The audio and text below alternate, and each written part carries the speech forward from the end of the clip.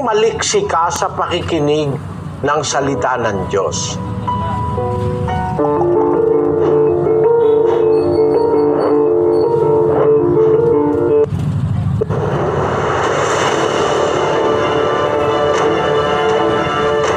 Yung madaling magalit, nagbubunyi ng kamangmangan yon. Kaya yung may pag-ibig, mahinahon yun eh. Yung kahinahunan, isang virtue yun eh. Katangian ng isang tao yun. Hindi lahat ng tao merong ganon. Kaya nga ang Kristiyano, dapat na yung virtue na yon ma-acquire natin. Maraming mga virtues na itinuturo ang Biblia, gaya ng pag-ibig. Sa loob ng pag-ibig, maraming virtues na nakapaloob. Ang pag-ibig, mapagpahinuhod. Ibig sabihin, madaling mapahinuhod. Madaling magpatawad, madaling makumbinsi, hindi matigas ang puso pag ang tao may pag-ibig. Ang pag-ibig, magandang loob. Virtue yun. Ang pag-ibig, hindi nananaghili. Hindi inggitero. Ang pag-ibig, hindi nagmamapuri. Hindi mapagpalalo. Hindi nag-uugaling mahalay. Hindi hinahanap ang kanyang sarili. Hindi nayayamot. Ayon. Yung kasing mayayamutin, magagalitin yon. Hindi mahinahon ang pag-iisip nun. Ang taong magagalitin, hindi mahinahon. Dapat mag-isip na may kahinahunan. Ang sabi dun sa 12:3 ng Roma, sapagkat sinasabi ko sa pamamagitan ng biyaya na sa akin ay ibinigay sa bawat tao sa inyo, na huwag mag-isip sa kanyang sarili ng totoong matayog kaysa nararapat niyang isipin, kundi mag-isip na may kahinahunan ayon sa kasukatan ng pananampalataya na ibinahagi ng Diyos sa bawat isa. yung salitang mag-isip na may kahinahunan, hindi madaling magalit yun, hindi madaling mayamot yun, hindi madaling mainis yun, hindi madaling mag-init ang ulo nun. Yun ang mahinahon. Yung sinasabi sa Kawikaan, ang galit ng mangmang nahahayag agad. Madaling mahayag.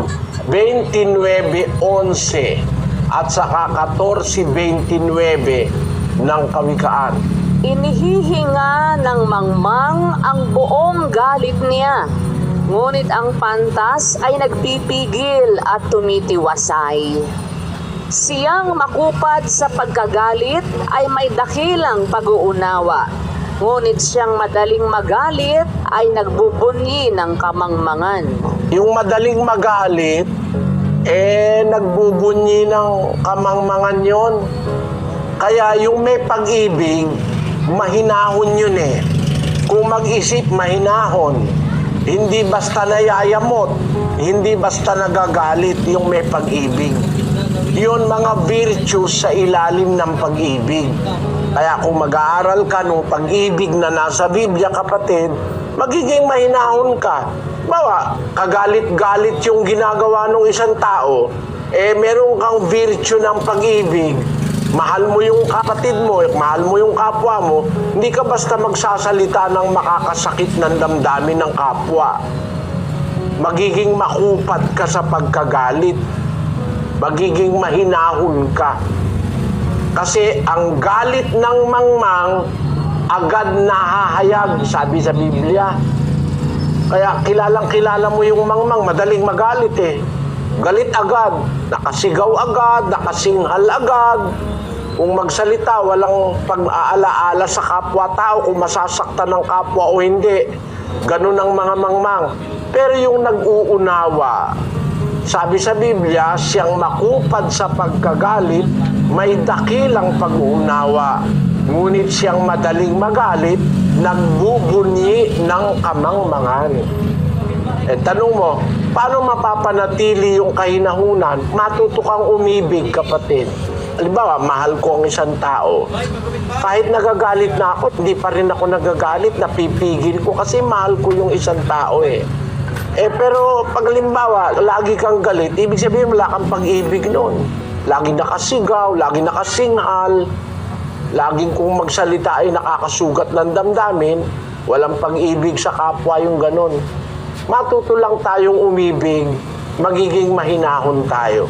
At ang pagiging mahinahon, kasama ron yung makupad sa pagkagalit. Yun ang sinasabi doon sa Santiago 1:19, basahin natin.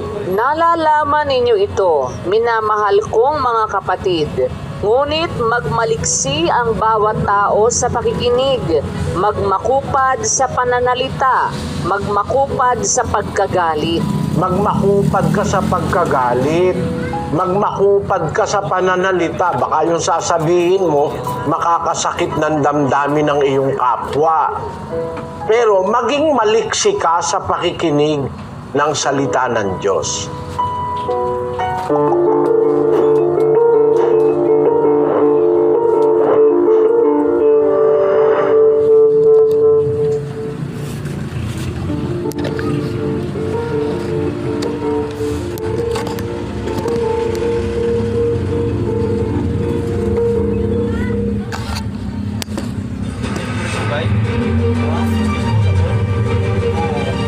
Yung Diyos hindi nagkakasala, marunong magpatawad.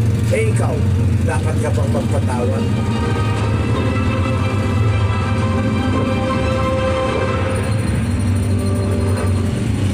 Paano mo mapapatawad yung taong gumagawa ng masama sa'yo?